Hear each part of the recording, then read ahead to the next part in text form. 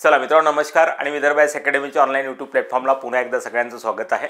मित्रांनो, कालच्या सेशनमध्ये आपण बघितलं होतं मराठी साहित्याच्या संदर्भामध्ये UPSC आणि MPSC राज्यसेवेच्या बाबतीतले काही समज गैरसमज आणि त्याचबरोबर मराठी साहित्य हे कशा पद्धतीने जे आहे UPSC किंवा MPSCच्या संदर्भामध्ये आपल्या सिलेक्शनमध्ये एक मोलाची कामगिरी या ठिकाणी बजावू शकते।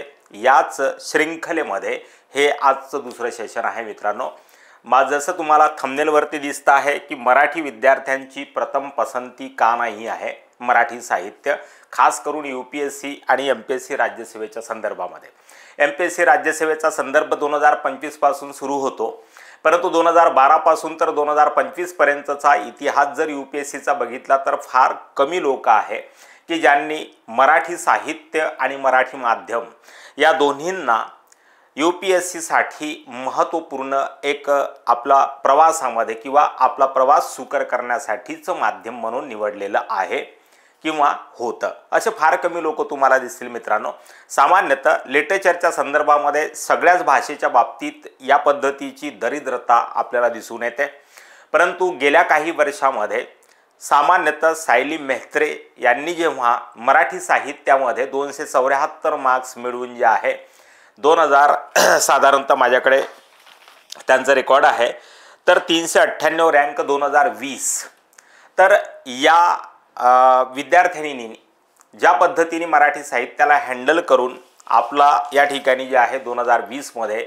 आपलं सिलेक्शन पक्क केलं, अगदी या पद्धतीच्या संधी किंवा या पद्धतीचे अवसर आपल्या पुढे सुद्धा मित्रांनो आहेत। पण तो साधारणतः काय असतं ना की मातृभाषेच्या संदर्भातला न्यूनगंड सर्वांना वाटतं मातृभाषेचा अभिमान जरूर आहे। तुम्ही बघत असाल हिंदी वर्सेस मराठी विवाद महाराष्ट्रामध्ये किंवा हिंदी वर्सेस अनेक भाषिक विवाद तामिळनाडूमध्ये तुम्हाला पाहिलं असेल की रुपयाचं चिन्ह सुद्धा त्या ठिकाणी सरकारने जे आहे बदलवण्याचा प्रयत्न केलेला होता। तर रिजनलिझम किंवा प्रादेशिकता वादाच्या या संदर्भामध्ये किंवा या भांडणांमध्ये राष्ट्रभाषा वर्सेस मातृभाषा हा विवाद आणि या पद्धतीचे मतमतांतर सातत्याने आमच्या देशामध्ये सुरू राहणार आहे। तर कॉन्स्टिट्यूशनल प्रोव्हिजनच्या अनुषंगाने जर बघितलं तर 8th शेड्यूलच्या संदर्भामध्ये जेवढ्या लँग्वेजेस आपण या ठिकाणी टाकलेल्या आहे त्या सर्वांना साहित्य आणि त्या सगळ्या भाषांचं साहित्य UPSCला लागू आहे, तद्वतच MPSC राज्यसेवेला सुद्धा या ठिकाणी मित्रांनो लागू आहे। मग असा काय पद्धतीचा एक म्हणजे नाराजी आहे किंवा एक आपला त्याच्याकडे पाहण्याचा जो आहे दृष्टिकोन तो नकारात्मक आहे आपल्या विद्यार्थ्यांचा किंवा खास करून मराठी माणसाचा मराठी साहित्याच्या संदर्भामध्ये असलेला दृष्टिकोन। वास्तविक पाहता सर्वांनीच पहिल्या वर्गापासून तर 12व्या वर्गापर्यंत जे आहे धडे कविता साहित्य हा प्रकार आमच्यासाठी काही नवीन नाही, बरोबर आहे।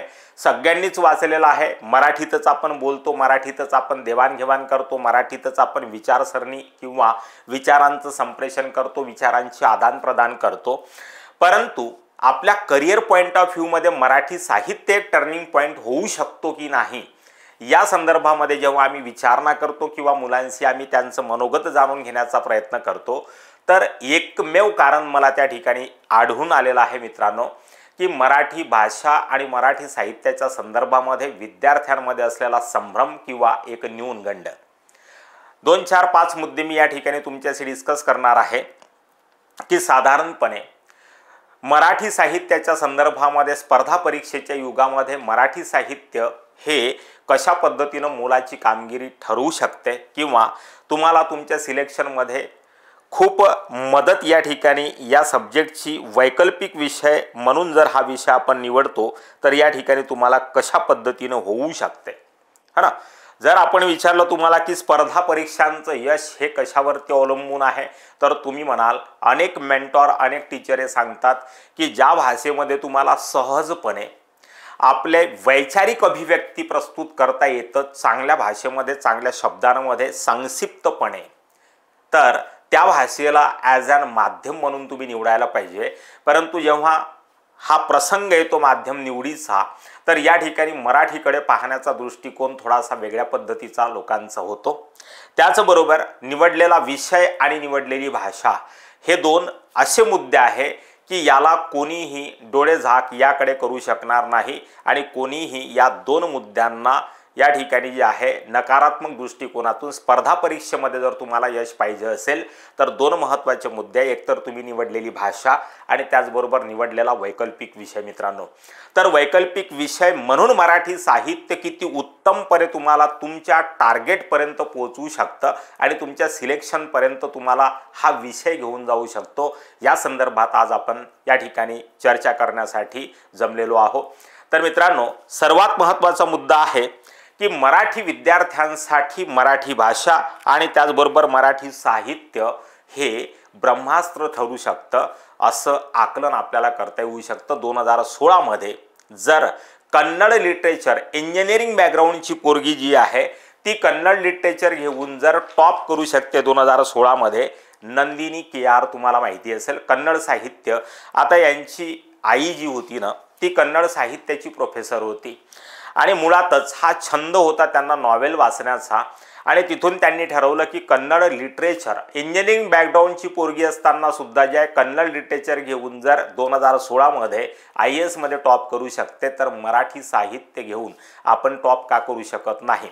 मित्रांनो, मराठी साहित्यामध्ये आत्तापर्यंतचा जो एक सिलेक्शन रेशिओ आपण बघतो तो अगदी उत्तम आहे. हिंदीच्या नंतर जर बघितलं आपण तर कन्नड किंवा साऊथच्या लोकांनी फार आपल्या भाषेचा अभिमान ठेवून जे आहे अनेक लोकांनी त्या ठिकाणी तमिळ साहित्य, कन्नड साहित्य, मल्याळम साहित्य घेतलेलं आहे. नंदिनी के.आरचं एक्झाम्पल मी तुम्हाला या ठिकाणी दिलं. परंतु महाराष्ट्रामध्ये मराठीच्या संदर्भात या पद्धतीचा दृष्टिकोन तो उदासीन का आहे, तर त्यामागं एकमात्र कारण आहे की मराठीच्या संदर्भात असलेला न्यूनगंड आणि चुकीच्या समजुती किंवा गैरसमजुती. बरोबर आहे. तर या ठिकाणी आपल्याला प्रिव्हियस इयरच्या पेपर्सच्या माध्यमातून आणि प्रिव्हियस रिझल्टच्या माध्यमातून हे लक्षात येतं, हे जाणवतं आपल्याला की सामान्यतः जे आहे या पेपरमध्ये किंवा या विषयामध्ये तुम्हाला 274 मार्क्स जे आहे सामान्यतः या ठिकाणी तुम्हाला सायली मेहत्रेला आलेले आहे. यानंतर ॲव्हरेज किंवा सामान्य मार्क्स रेशिओ जर आपण पाहिलं तर 270 मार्काचा एक महत्त्वपूर्ण या ठिकाणी जे आहे स्कोर आपल्याला या ठिकाणी दिसतो. मागच्या लेक्चरमध्ये मी बोललेलो होतो की 270 ते 300 हा IAS एक्झाममध्ये अति उत्तम स्कोर मित्रांनो ऑप्शनल किंवा वैकल्पिक विषयाचा मानला जातो. बरोबर आहे. तर मराठी साहित्य हे या दृष्टिकोनातून सोपं आहे असं आपल्याला या ठिकाणी म्हणता येऊ शकतं मित्रांनो. आता ते समजावून घेण्यासाठी 3-4 मुद्दे आपण या ठिकाणी आपण जाणून घेण्याचा प्रयत्न करूया. तर मित्रांनो, सर्वात महत्त्वाचं कारण आहे की हा भाषेचा पेपर आहे. जसं मी आत्ताच याआधी बोललो की ज्या भाषेमध्ये सहजपणे आपल्याला या ठिकाणी जे आहे मेकॅनिकली किंवा कृत्रिम आव आणून ती भाषा बोलावी लागत नाही, तर मराठी आपली मातृभाषा असल्यामुळे सहज या भाषेमध्ये आपण काय करू शकतो, प्रेझेंटेशन करू शकतो. तर साधारणतः या ठिकाणी आपली भाषा जी आहे ती मातृभाषा आहे. नंबर 1 या ठिकाणी तुम्हाला जे आहे विशेष प्रयत्न ही भाषा शिकताना किंवा या भाषेमध्ये आपलं वैचारिक संप्रेषण करत असताना या ठिकाणी तुम्हाला विशेष प्रयत्न असे करावे लागणार नाही. दुसरं, या भाषेमध्ये टेक्निकॅलिटी कमी आहे. अर्थात आपली मातृभाषा असल्यामुळे जेव्हाही कधी आपण दुसरी भाषा शिकतो तेव्हा आपल्याला टेक्निकॅलिटीवरती जास्त फोकस करावा लागतो, परंतु आपली मातृभाषा असल्यामुळे या ठिकाणी टेक्निकॅलिटीची गरज नाही. तर सामान्यतः तांत्रिकतेचा अभाव किंवा तांत्रिकता या भाषेमध्ये नाही आहे असं आपल्याला या ठिकाणी म्हणता येऊ शकतं, कारण आपली ती मातृभाषा आहे म्हणून. नंबर 2 या ठिकाणी जे आहे उत्तर लिहिता येत नाही अशातला काही भाग नाही आहे. पहिलीपासून 12वी पर्यंत, त्याचबरोबर ग्रॅज्युएट पोस्ट ग्रॅज्युएटपर्यंत युनिव्हर्सिटी लेवलवरती सुद्धा आपण उत्तर या ठिकाणी जे आहे मराठीतूनच लिहिलेली आहे. असा एकही विद्यार्थी तुम्हाला दिसणार नाही की त्याने उत्तर लिहिलेली नाही आहे, है ना. तर उत्तर जे आहे ते लिहिताना विशेष प्रयत्न आपल्याला करावे लागणार नाही किंवा उत्तर लिहिता येत नाही असं नाही आहे, है ना. तर या 3 महत्त्वपूर्ण मुद्द्यांच्या अंतर्गत मराठी भाषा आणि मराठी साहित्य जे आहे ते आपल्याला या ठिकाणी जे आहे सुटेबल होतं किंवा आपल्या पचनी किंवा अंगवळणी पडतं. तर उत्तर लिहिताना विशेष प्रयत्न करावे लागत नाही. तर या तीन एका मुद्द्याचे अर्थात भाषेच्या संदर्भात जर विचार करतो तर हे तीन महत्त्वाचे मुद्दे जे आहे या ठिकाणी जे आहे आणि शेवटी काय उत्तर तुम्ही चांगल्या पद्धतीनं लिहित असाल तरच तुम्हाला स्कोर होईल। शेवटी कसं आहे मागच्या लेक्चरमध्ये मी बोललो की इंटरेस्ट आणि प्रेझेंटेशन त्याचबरोबर तुमचं जे आहे त्या सब्जेक्टमध्ये जे आहे वाचता आणि असा एकही माणूस नाही की ज्याला नॉवेल आवडत नाही, नाटकं आवडत नाही, कुणाला कविता आवडेल, कुणाला कथा आवडतात, कुणाला कादंबऱ्या आवडतात, है ना, कुणाला नाटक वाचायला आवडतं, बरोबर आहे। लावणी कुणाला नाही आवडत महाराष्ट्रामध्ये सांगा बरं। आणि या ठिकाणी लावणी आणि बखर वाङ्मय शिवाजी महाराजांचा पोवाडा कुणाला नाही आवडत, हो प्रत्येकालाच आवडतो। याचा अर्थ काय आहे, है ना, आवडतं सगळं जे जे आपल्याला अभ्यासाला आहे मराठी साहित्य या संदर्भामध्ये त्या सगळ्या गोष्टी आपल्याला आवडतात। लावणी आपल्याला आवडतंच, आमच्या प्रत्येक लग्नामध्ये 5-10 लावण्यात आपण जे आहे नवरदेव निघतो त्या दिवशीपासून तर रिसेप्शनपर्यंत वाजवतो, बरोबर आहे ना, आणि प्रत्येकाला ती आवडते।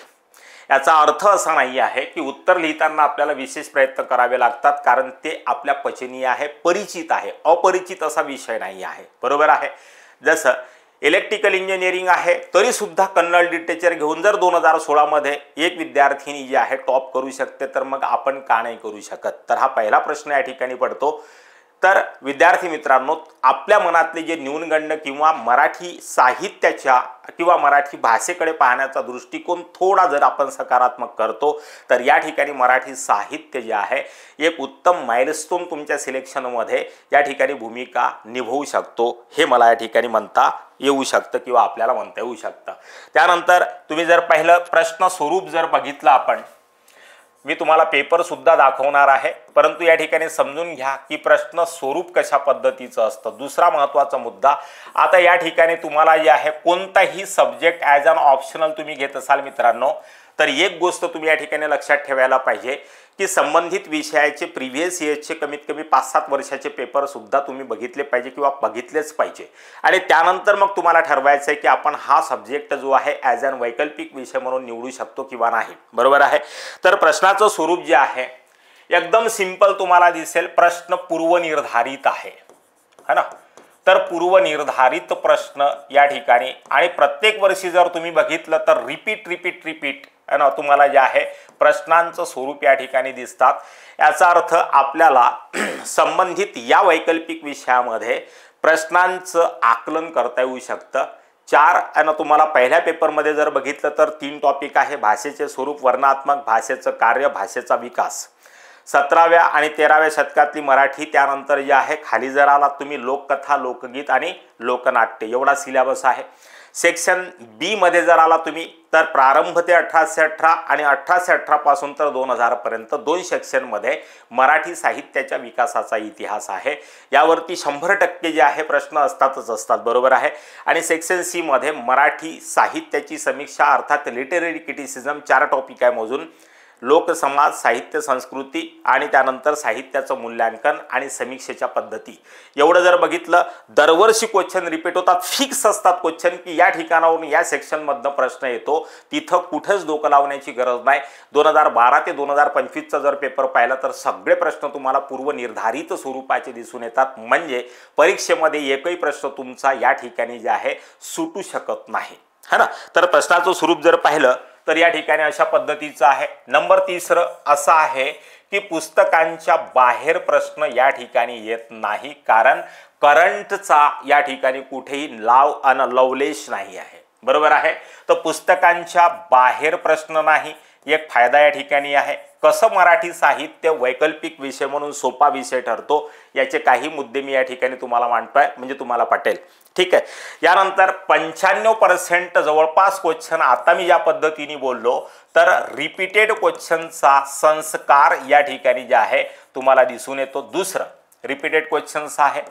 दुसरं महत्त्वाचं मित्रांनो असं आहे की पेपर चेक करणारा साधारणतः मराठी माणूस असल्यामुळे, है ना, या ठिकाणी प्रादेशिकतावाद किंवा रिजनलिझमचा कन्सेप्ट जो आहे तो आमच्या देशामध्ये लागू होतो। जसं आत्ताच मी मराठी वर्सेस हिंदीच्या विवादाच्या बद्दल बोललो आणि कोणत्या मराठी माणसाला असं वाटणार नाही की मराठी माणूस IAS व्हावं, IPS व्हावं। तर साधारणतः मराठी माणूसच या ठिकाणी तुमचा साहित्याचा पेपर चेक करणार आणि प्रादेशिकतावादाचा प्रभाव जो आमच्या देशामध्ये अजूनही पूर्णपणे समाप्त झालेला नाही, तर रिजनलिझमच्या या कन्सेप्टमध्ये 1-2 मार्क्स तुम्हाला दोन्ही पेपर मिळून जर जास्त दिल्या गेले किंवा अर्धा मार्क जरी जास्त दिला गेला ना मित्रांनो, तरी IAS सारख्या परीक्षेमध्ये कमीत कमी 5-50 रँक्स ज्या आहे या तुमच्या ज्या आहे या ठिकाणी उंच होतात। तर हा एक महत्त्वाचा फायदा या ठिकाणी तुम्हाला दिसतो। दुसरं, मी आता जसं बोललो की चालू घडामोडीवरती या ठिकाणी कालच्या लेक्चरमध्ये मी बोललेलो होतो, जर तुम्ही बघितलं असेल लेक्चर तर चालू घडामोडी या ठिकाणी नगण्य आहे, म्हणजे करंट इव्हेंट्स अपडेट तुम्हाला या ठिकाणी करावा लागत नाही। हा सर्वात महत्त्वाचा बेनिफिट आहे मित्रांनो, साहित्य जर वैकल्पिक विषय म्हणून आपण UPSC किंवा राज्यसेवेसाठी पेपर निवडत असाल तर, ठीक आहे। तर हा दुसरा महत्त्वाचा मुद्दा होता या ठिकाणी। तुम्हाला मी याची PDF सुद्धा आणि तुम्हाला जे लेक्चरच्या नंतर अभ्यास साहित्याच्या ब्लॉग्समध्ये तुम्हाला डिस्क्रिप्शनमध्ये मिळून जाईल, टेन्शन घेऊ नये, है ना। अभ्यासक्रम जर बघितला तर एकदम सोपा अभ्यासक्रम आहे। पहिल्या पेपराचा अभ्यासक्रम मी आताच तुमच्याशी बोललो, दुसऱ्या पेपरचा अभ्यासक्रम पहिल्या 9 कलाकृती आहे, कथा, कादंबरी, नाटक, कवितेच्या संदर्भामध्ये। आणि सेक्शन ए सेक्शन बी मध्ये सेकंड पेपर डिवाइड केलेला आहे। सेक्शन ए मध्ये जर गेलात तुम्ही तर गद्य आहे आणि सेक्शन बी मध्ये जर गेलात तर पद्य आहे। 9-9 18 कलाकृती आपल्याला वाचायच्या, जवळपास 19 क्वेश्चन्स या ठिकाणी तुम्हाला असतात। आणि प्रश्न स्वरूप जर बघितलं तर क्वेश्चन नंबर पहिला जो असतो या ठिकाणी कंपल्सरी आहे, तुम्हाला सांगण्याची गरज नाही वेगळं, आणि हे तुम्हाला दिसूनच येतं। यानंतर यामध्ये क्वेश्चन 1 मध्ये पुन्हा जे आहे याला डिवाइड केलेला आहे क्वेश्चन 5 मध्ये, छोटे छोटे 10-10 मार्काचे क्वेश्चन्स असतात, 50 मार्काचा एक क्वेश्चन असतो। Question number 2, question number 3, question number 4, यानंतर क्वेश्चन नंबर 5 पुन्हा या ठिकाणी जे आहे 5 क्वेश्चन मध्ये याला डिवाइड केलं गेलं, बरोबर आहे। तर साधारणतः या ठिकाणी 5 आणि 5 10 क्वेश्चन पहिल्या आणि 5व्या क्वेश्चनचे झाले। क्वेश्चन नंबर 2, 3, 4 यापैकी 2 किंवा 1 आणि तुम्हाला जे आहे क्वेश्चन सॉल्व करायचे। यानंतर खाली जर गेला तर क्वेश्चन नंबर 6, क्वेश्चन नंबर 7 आणि क्वेश्चन नंबर 8, बरोबर। तर या 6 क्वेश्चन्स पैकी तुम्हाला जे आहे मात्र 3 क्वेश्चन सॉल्व करायचे आहे। तर 5 आणि 5 10 आणि 3 क्वेश्चन, अर्थात 13 क्वेश्चन पहिल्या पेपरमध्ये आणि 13 क्वेश्चन जे आहे सेकंड पेपरमध्ये, अशा पद्धतीनं 26 क्वेश्चन्स तुम्हाला या ठिकाणी लिहायचे आहे दोन्ही पेपर मिळून। तर साधारणतः अभ्यासक्रम जर या ठिकाणी तुम्हाला पाहायचा असेल ना, तर अभ्यासक्रमासाठी मी या ठिकाणी पेपराचा जो नमुना आहे तो तुम्हाला दाखवण्याचा प्रयत्न करतो आहे। तर तुम्हाला या ठिकाणी दिसून जाईल, हा आहे नमुना सेक्शन ए मध्ये। सेक्शन ए हा पेपर पहिला आहे, मला असं वाटतं, हा पेपर पहिला आहे, 2023चा पेपर आहे मित्रांनो हा। यामध्ये जर बघितलं तर क्वेश्चन नंबर पहिला जो आहे, पुढील प्रश्नांची उत्तरे प्रत्येकी सुमारे 150 शब्दामध्ये लिहा। भाषा एक संकेत प्रणाली आहे, साधारणतः लँग्वेज आणि पेरोल वरती हा क्वेश्चन असतो जो तुमच्या सिलेबसमध्ये दिलेला आहे। प्रत्येक वर्षी या ठिकाणी तुम्हाला यावरती क्वेश्चन्स असतात। बोलींची विविधता सांगायची आहे आणि त्यानंतर डांगी बोलीची वैशिष्ट्ये लिहायची आहे। त्यानंतर मराठी ग्रामरमध्ये एक क्वेश्चन विचारला, मराठीत किती विभक्ती मानाव्या या संबंधीच्या चर्चेचे साधार विवेचन करा। लोकगीतातील संस्कार गीतांचे स्वरूप स्पष्ट करा। भाषिक भांडार व लघुक्षेत्र या संकल्पना स्पष्ट करा, आताच्या ठिकाणी आपण बोललो। यानंतर क्वेश्चन नंबर 2 पाहिला, भाषा समाज व संस्कृती यांच्यातला अनुबंध स्पष्ट करा। प्रयोग म्हणजे काय ते सांगून कर्तरी प्रयोगाचे उपप्रकार उदाहरण लिहा। मराठीतील दैवत कथांचे स्वरूप स्पष्ट करा। यानंतर क्वेश्चन नंबर 3 मध्ये जर पाहिलं तर लोककथा गीतांची विविधता सोदाहरण लिहा। भाषेची मूलभूत कार्य स्पष्ट करा। क्रियापदाचे वाक्यातील महत्त्व अधोरेखांकित करून क्रियापदाचे विविध प्रकार सोदाहरण सांगा। त्यानंतर क्वेश्चन नंबर 4 आहे, प्रमाण भाषेपेक्षा अहिराणी बोली कशी वेगळी ठरते ते सोदाहरण लिहायचं आहे। सर्वनामांचे प्रकार सांगून पुरुषवाचक सर्वनामांचे अर्थ आणि उपयोग स्पष्ट करा। साहित्याच्या भाषेचे वेगळेपण काय असतं ते लिहायचं आहे। क्वेश्चन नंबर 5 सेक्शन बी मध्ये जर पाहिलं तर तो पुन्हा कंपल्सरी आहे, जसं मी बोललो। तर नामदेवांचा भावकवी म्हणून परिचय करून द्यायचा आहे। पंडित कवी म्हणून वामन पंडितांच्या काव्याची वैशिष्ट्ये लिहायची आहे। साहित्य आणि संस्कृती यांचा अनुबंध स्पष्ट करा। स्वच्छंदतावादाची वैशिष्ट्ये लिहा। समाजशास्त्रीय समीक्षेची आवश्यकता स्पष्ट करा। सगळा सिलेबस पहिल्या आणि क्वेश्चन 1 पासून तर क्वेश्चन 5 मध्ये सिलेबस या ठिकाणी कव्हर करण्याचा प्रयत्न केलेला आहे। यानंतर लीळा चरित्राच्या निर्मितीच्या मागच्या प्रेरणा सांगून त्याचे वाङ्मयीन महत्त्व विशद करायचे आहे। माढेकरांच्या कवितेचे वेगळेपण उदाहरण स्पष्ट करा। साहित्याचे मूल्यमापन करण्यात आस्वादक समीक्षा कितपत यशस्वी ठरते ते साधार लिहायचं आहे। क्वेश्चन नंबर 7 मध्ये यांना जर पाहिलं तर समीक्षा म्हणजे काय ते सांगून साहित्याच्या आकलनामध्ये समीक्षेचं महत्त्व स्पष्ट करा. लावणीच्या उत्पत्ती संबंधी असलेल्या मतमतांतराची चर्चा करा. मना अद्वंतांचं याच्यावरती खूप मोठं यानं तुम्हाला जे आहे चर्चासत्र आहे आणि त्याचं मूल्यांकन आहे. मराठीतील नवकथेची वैशिष्ट्य लिहायची आहे तर उद्धव शेळकेंचं सिळान आहे. 1956 मध्ये यानं तुम्हाला जे आहे हे लिहिलं गेलं, परंतु हे नवकथाकार म्हणून या ठिकाणी प्रचलित आहे. ग्रामीण कथाकार तर आहेतच आहे, वैदर्भियन किंवा वराठी भाषेचे कवी मानले जातात, परंतु सामान्यतः यांना नवकथेच्या कॅटेगरीमध्ये ठेवलं जातं. तर या ठिकाणी उद्धव शेळक्यांनी सर्वात महत्त्वाची कामगिरी ही केली की केवळ पात्र उभे केले नाही कथेमध्ये, तर पात्राच्या मानसिक घालमेलीपर्यंत पोहोचण्याचा त्या ठिकाणी प्रयत्न केलेला आहे, है ना. तर सेवंती आणि अनंताचा जो संवाद त्या ठिकाणी तुम्हाला या ठिकाणी उद्धव शेळक्यांनी शिळांमध्ये दिलेला आहे, अत्यंत उत्तम आहे. तो विचारला पण सुद्धा तुम्हाला रसास्वाद कसा लिहायचा असतो त्यासाठी विचारलेला आहे. नंतर त्याच्यावरती आपण एक सेपरेट सेशन घेऊ मित्रांनो, रसास्वाद कसा लिहायचा असतो. क्वेश्चन नंबर 8, बखर म्हणजे इतिहास आणि वाङ्मय यांचे एकरूप होय या विधानाची साधक बाधक चर्चा करा. दलित कवितेतून दलित चळवळीचे प्रतिबिंब कसे दिसून येते ते सादर लिहा. साहित्यातून व्यक्त होणाऱ्या अनुभवाचे विषय सांगा. एकदम सिंपल पेपर आहे मित्रांनो. अभ्यासक्रमासोबत पेपर बघणं आवश्यक आहे. अभ्यासक्रम तर आपण बघूच्या, तर मी या ठिकाणी तुम्हाला तो पेपर दाखवून देण्याचा प्रयत्न केलेला आहे, तर तो तुम्हाला निश्चितपणे समजला असला पाहिजे असं मला या ठिकाणी वाटते. आपण या ठिकाणी तिसऱ्या मुद्द्यावरती होतो, तर तो तुम्हाला अभ्यासक्रम आणि अभ्यासक्रमासोबत पेपर मी तुम्हाला शो केलेला आहे. हे दोन्ही गोष्टी आपल्याला सोबत आहे. तर याच्यामध्ये काय अपरिचित आहे तुम्हाला, तर अभ्यासक्रम बिलकुल परिचित आहे असा त्याचा अर्थ होतो. उद्धव शेळके आपल्यासाठी काही नवीन नाही, नाव ऐकलं नाही असं नाही, भासी मर्ढेकर काही आमच्यासाठी नवीन नाही, है ना. तर थोडंफार वाचन जर तुम्ही केलं, साधारणतः 2-4-5 वेळ जर तुम्ही वाचू लागले, है ना, तर त्यानंतर जे तुम्हाला इंटरेस्ट येणं सुरू होतं. कोणत्याही विषयाच्या बाबतीत तसंच आहे, केवळ मराठी साहित्याच्या बाबतीत नाही म्हणत आहे मी. कोणताही विषय तुमच्यासाठी ही संपूर्ण परीक्षा पद्धती नवीन आणि प्रकारची आहे असं समजा, आणि वैकल्पिक विषय त्यातल्या त्यात आपल्यासाठी नवीनच असतो आणि कुठून तरी सुरू करावा लागेल, तेव्हा कुठे तो आपल्याला स्वॅलो होईल आणि आपल्या आवडी आणि निवडीचा त्या ठिकाणी जो आहे भाग नंतर येतो की जेव्हा तुम्ही थोडंफार रीड करता त्याच्यामध्ये, है ना. आपला हळूहळू इंटरेस्ट जागृत होत जातो. एकंदरीत आपला इंटरेस्ट जागृत झाला होता का अगदी पहिल्या वर्गामध्ये, जेव्हा आजही पोरं आणि शाळेमध्ये जाताना रडतात कारण का त्यांचा इंटरेस्ट जागृत होत नाही, परंतु हळूहळू 1-2 महिने गेल्याच्या नंतर त्यांना ते रुळू लागतं. नवीन मित्र होऊ लागतात, परिचित आणि मित्र होऊ लागतात, परिचय होऊ लागतो, शाळा अनोळखी वाटत नाही आणि तेव्हा कुठं त्यांना ते अंगवळणी पडतं. अगदी या प्रोसेसमध्ये मित्रांनो सुद्धा तसंच आहे. मी अनेकदा पोरांना ते सांगतो की कोणताही वैकल्पिक विषय निवडत असताना 2-4-8 दिवस 1-2-4 टॉपिक त्याचे वाचा, है ना. तुम्हाला थोडंफार समजत असेल, न समजण्यासारखं असं काहीच नाही जगामध्ये लपलेलं असं कुठेच ज्ञान तुम्हाला मित्रांनो असणार नाही आहे. सगळं पुस्तकी आहे ना तुम्हाला जे अवेलेबल आहे, आणि आजकाल नेटच्या जमान्यामध्ये, ChatGPTच्या जमान्यामध्ये अशी कुठलीच गोष्ट हिडन नाही आहे आणि UPSCनी आजपर्यंत ही कुठलीच गोष्ट हिडन ठेवलेली नाही आहे. ठीक आहे, अभ्यासक्रम समजून घ्या, परिचित आणि तुम्ही होऊन जाल हळूहळू. त्यानंतर तुम्ही 2-4दा जर वाचन केलं तर हळूहळू त्यामध्ये तुम्हाला जे आहे काही येऊ लागेल, इंटरेस्ट येऊ लागेल आणि त्यानंतर थोडं लिखाण करून बघा.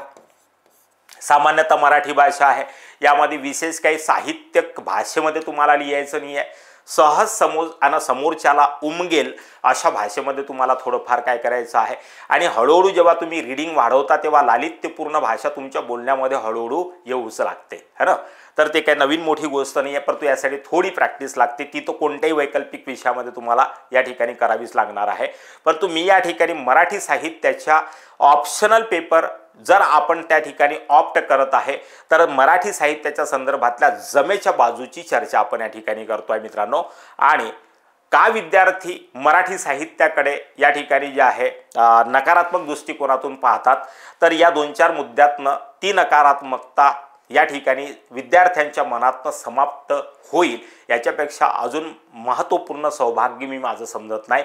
असं 2-4 पोरांच्या बाबतीत जरी झालं की मराठी साहित्याच्याकडे पाहण्याचा त्यांचा दृष्टिकोन नकारात्मक होता, परंतु या लेक्चरच्या नंतर त्यांच्यामध्ये मराठी साहित्याच्या संदर्भात वैकल्पिक विषय म्हणून निवडीची जर एक इच्छाशक्ती निर्माण झाली तर मी माझं त्या ठिकाणी सौभाग्य समजतो आणि विदर्भ आय एस अकॅडमी या संदर्भामध्ये किंवा या संपूर्ण प्रवासामध्ये तुमच्यासोबत आहे मित्रांनो। कुठल्याही पद्धतीची नोट्स लागो, कुठल्याही पद्धतीचं पेपर मेंटॉरिंग असो, कुठल्याही पद्धतीचे एक्सपेक्टेड क्वेश्चन्स असो, आम्ही आमच्या नोट्समध्ये PYQs तर दिलेलेच आहे, त्याचसोबत एक्सपेक्टेड क्वेश्चन्स पण मित्रांनो प्रॅक्टिससाठी दिलेले आहे।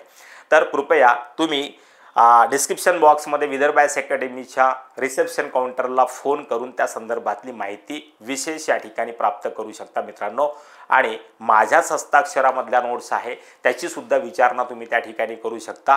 फार नाममात्र आणि शुल्कामध्ये तुम्हाला ते मटेरियल अवेलेबल आहे। त्याचबरोबर आपला ऑनलाईन कोर्ससुद्धा उद्या मी लॉन्च करतो आहे, उद्या पब्लिक करतो आहे। तर या कोर्सबद्दल सुद्धा तुम्हाला पूर्ण इन्फॉर्मेशन त्या ठिकाणी मिळून जाईल। तर कृपया चॅनलला सबस्क्राईब करा, त्याचबरोबर जे आहे शेअर करा आणि या ठिकाणी माहिती प्राप्त करण्यासाठी इन्क्वायरी कॉल जे आहे तुम्हाला करता येऊ शकतात, तर ते तुम्ही करा, ठीक आहे। तर दुसरा महत्त्वाचा आहे लेखन। आणि मी जसं बोललो की हळूहळू जसजसं तुमचं वाचन या ठिकाणी वाढत जाईल तसतसं लेखनाची सवयसुद्धा तुम्हाला या ठिकाणी आहे। आता लेखन प्रक्रियेमध्ये काय जमेची बाजू आहे, तर लेखन प्रक्रियेमध्ये सर्वात महत्त्वाची बाजू आहे की भाषेची सुलभता आपल्याजवळ आहे। या ठिकाणी अनेक शब्द असे आहे की तुम्हाला ज्या शिकावे लागत नाही ते आपल्या अंगवळणी पडलेले आहे आणि आपण काही पहिल्यांदा मराठी भाषा बोलत नाही आहे किंवा मराठीतले पाठ किंवा कविता आपण पहिल्यांदा वाचत नाही आहे मित्रांनो। बालकवी आहे, बालकवींच्या कविता तुम्हाला ज्या आहे अगदी पहिल्या दुसऱ्या वर्गापासून आपण फुलराणी कविता वाचली होती, माहिती असेल तुम्हाला, बरोबर आहे। तर तोच कविता संग्रह जो आहे तो UPSCने या ठिकाणी अप्लाय केलेला आहे। दलित साहित्य, ग्रामीण साहित्य, स्त्रीवादी साहित्य, जनवादी साहित्य हे सगळे साहित्यिक प्रकार या ठिकाणी जे आहे तुम्हाला अभ्यासासाठी, जसं साहित्याच्या प्रक्रियेमध्ये विकासाच्या प्रक्रिया 1950 पासून सुरू झाल्या आणि साधारणतः भारत स्वतंत्र झाल्याच्या नंतर जे अनेक इझम्स किंवा वैचारिक वाद निर्माण झाले त्यातून जे साहित्यिक भावनांची घालमेल जी आहे ती साहित्य कृतीच्या माध्यमातून प्रस्थापित वर्गाला धक्के देणारी ठरली। तर या ठिकाणी त्या पद्धतीच्या कथा, कादंबरी, नाटक, कवितांच्या माध्यमातून वैचारिक संप्रेषण प्रक्रिया लेखक किंवा कवितांनी किंवा कवींनी या ठिकाणी मांडण्याचा प्रयत्न केलेला आहे। तर तो साहित्यिक प्रकाराच्या विकासाचा एक महत्त्वपूर्ण आणि तुम्हाला स्तंभ मानला गेला पाहिजे। तर हे या ठिकाणी आपल्याला करता येऊ शकतं। आपण या आधी सुद्धा लिहिलेलं आहे, नवीन लिहिलेलं नाही आहे, है ना। या आधी सुद्धा तुम्ही या पद्धतीने लिहिलेलं आहे, पहिल्यांदा थोडी लिहितो आहे, है ना। तर या आधी सुद्धा आपल्याला लिहिलेलं आहे आपण। हे एक जमेची बाजू आहे आपल्या संदर्भामध्ये, है ना। त्यानंतर डिस्क्रिप्शन आणि डिस्क्रिप्टिव्ह टाईपमध्ये जे आहे तर या ठिकाणी पाठांतर जे आहे हे तुम्हाला करावं लागत नाही। तर मानसिक दृष्टिकोनातून या पद्धतीने जे आहे कथा, कादंबरी, नाटक, कवितांचा आकृतीबंध आपल्या मानसिक प्रक्रियेवरती पर्यायाने, जर तुमचं रीडिंग चांगलं असेल, खूपदा तुम्ही वाचला असेल, एक एक पाठ 4-4 वेळा वाचलेला असेल, कविता तुम्ही वाचलेल्या असेल, तर मानसिक या ठिकाणी जे आहे आपली मेंटल मॅपिंग होऊन जाते, ज्याला आपण जे आहे मानसिक मानचित्र म्हणतो। तर साहित्याचा अभ्यासक जो असतो ना तो मानसिक मानचित्रावलीच्या आधारावर अभ्यास करत असतो मित्रांनो। तर या ठिकाणी रटण्याची किंवा पाठांतराची गरज पडत नाही। अन्य विषयाप्रमाणे ही या विषयाची सर्वात महत्त्वाची आणि जमेची बाजू आपल्याला सांगता येऊ शकते। याचबरोबर तुम्हाला क्लास लावायचा नसेल तर सेल्फ स्टडी सुद्धा या ठिकाणी तुम्हाला करता येऊ शकते। या संदर्भामध्ये सेल्फ स्टडी करणाऱ्या विद्यार्थ्यांसाठी जर साहित्याची किंवा या ठिकाणी अभ्यास साहित्य जर तुम्हाला लागत असेल तर विदर्भ आय एस अकॅडमीमध्ये ती अवेलेबिलिटी, ती सुविधा आम्ही या ठिकाणी करून दिलेली आहे। तर साधारणतः PYQचं विश्लेषण आपण करायला पाहिजे जर तुम्ही सेल्फ स्टडी करत असाल तर या ठिकाणी तुम्हाला क्लास कुणी लावायला पाहिजे, तर साधारणतः जनरली आत्ता जे पोरं सर्वात पहिल्यांदा अटेम्प्ट देतील किंवा ज्यांनी जमतेम या ठिकाणी प्रवेश केलेला आहे, सेल्फ स्टडी तर तुम्हाला तसंही करावं लागणार आहे, क्लास जरी लावला तरी, है ना, किंवा सेल्फ स्टडी करायचा असेल तुम्हाला तरी सुद्धा तेच करावं लागणार आहे। तर या लेक्चरचा फायदा तुम्हाला त्या ठिकाणी होऊ शकतो। तर प्रश्नांना थीम वाईज कॅटेगराईज करा, त्याच्यानंतर ज्या PYQजला आणि पहा PYQजला थीम वाईज कॅटेगराईज केल्याच्या नंतर त्याच्यामध्ये प्रिव्हियस इयर्सच्या क्वेश्चन्समध्ये कोणत्या कोणत्या आस्पेक्ट्सनी क्वेश्चन्स विचारले गेलेले आहे त्याला शॉर्टलिस्ट सेट करा आणि त्याशिवाय आणखी कोणते ॲस्पेक्ट्स त्या ठिकाणी उरलेले आहे त्याच्यावरती आपला क्वेश्चन बनवून ठेवून द्या. म्हणजे तुमची संपूर्ण स्टडी या ठिकाणी झाली असं आपल्याला गृहीत धरता येऊ शकतं. तर हे तुम्हाला लक्षात येऊ शकतं मित्रांनो. त्यानंतर जे आहे मार्क्स किंवा गुण, मी याच्या पहिले पण बोललेलो आहे, सर्वात महत्त्वाचं आहे की तुम्हाला परीक्षेमध्ये नंबर्स येतात की नाही, हा 6वा मुद्दा आहे. तर मी सायली मेत्रेचं एक्झाम्पल दिलं आणि मराठी साहित्याचा अनुभव जर या ठिकाणी बघितला तर ॲव्हरेज आत्तापर्यंत पास झालेल्या लोकांना 270 मार्क्स जे आहे ते या विषयामध्ये आलेले आहे आणि 270 मार्क्स ऑप्शनल पेपरमध्ये 500 पैकी येणं इट्स नॉट अ जोक, आणि तेही UPSC सारख्या परीक्षेमध्ये. तर चेक करणारे मराठीच असतात. मगाशी जसं बोललो त्याचा काय फायदा आपल्याला होऊ शकतो. त्यानंतर मागच्या 5 वर्षातला जर डेटा बघितला तर या ठिकाणी तुम्हाला दिसेल की लास्ट 5 इयर्स 270 मार्क्स या ठिकाणी जे आहे ॲव्हरेज मार्क्स तुम्हाला पोरांनी घेतलेले दिसून येतील. याचा अर्थ या ठिकाणी संभावना खूप जास्त आहे आणि 270ला 300 पर्यंत नेण्यासाठी काय काय करावं लागतं तर या ठिकाणी मेंटॉरशिपमध्ये तुम्हाला त्याचं संपूर्ण प्रशिक्षण या ठिकाणी 2-3 महिन्यामध्ये आम्ही करून देऊ. विदर्भ आयएस अकॅडमीचा प्लॅटफॉर्म तुम्हाला करून देईल. तर याकडे तुमचं लक्ष असलं पाहिजे. त्यानंतर कन्नड साहित्याचा टॉपर होऊ शकतो तर मराठी माणसाने जर जिद्द बाळगली, यावर्षी मराठी माणसाने जिद्द बाळगली मित्रांनो, पहिल्या 10 मध्ये 3रा टॉपर जर महाराष्ट्राचा आहे है ना. त्यानंतर तो शिवांश तुम्ही बघा 21-22 वर्षाचे पोरं जे आहे हो है ना फटाफट, आणि यावर्षीचा रिझल्ट एकदम आनंदित करणारा आहे मित्रांनो. मराठी लोकांनी यावर्षी पहिल्या 50 मध्ये परचम तुम्हाला जे आहे गाजवला आणि अटकेपार झेंडा फडकवला म्हणतात तो तसा दिल्लीचा तख्त हलवला मराठी माणसांनी या वर्षीच्या रिझल्टनी. आनंद आहे आणि असेच पद्धतीने जे आहे सातत्याने आपली कामगिरी जी आहे ते उच्च जावो अशीच एक इच्छा आहे.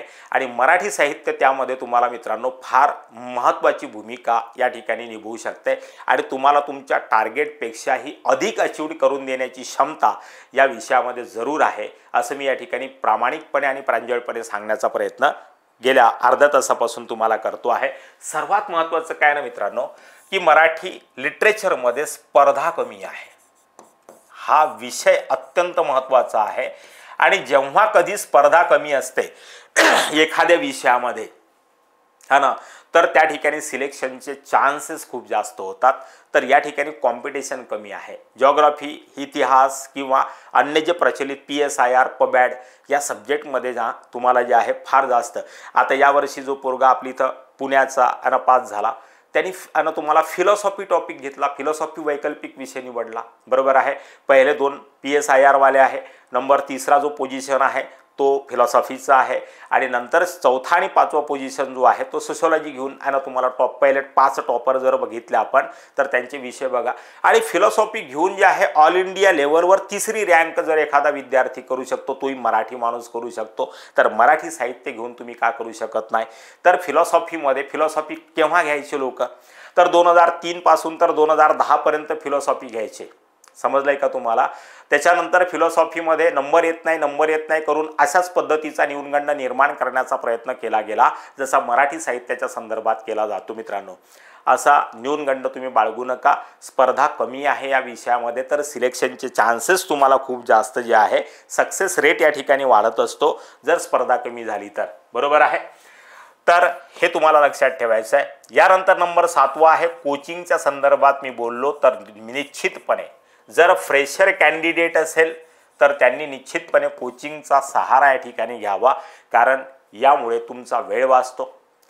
यामुळे तुम्ही मार्गदर्शन जे आहे ते भरकटलेल्या स्थितीमध्ये तुमचा स्टडी जाणार नाही आणि त्यामध्ये तुमचा जर एखादा अटेम्प्ट किंवा 1 वर्ष जर वेस्ट झालं तर याच्यापेक्षा आणखी वाह्यात किंवा खराब गोष्ट आपल्यासाठी कोणती असू शकत नाही.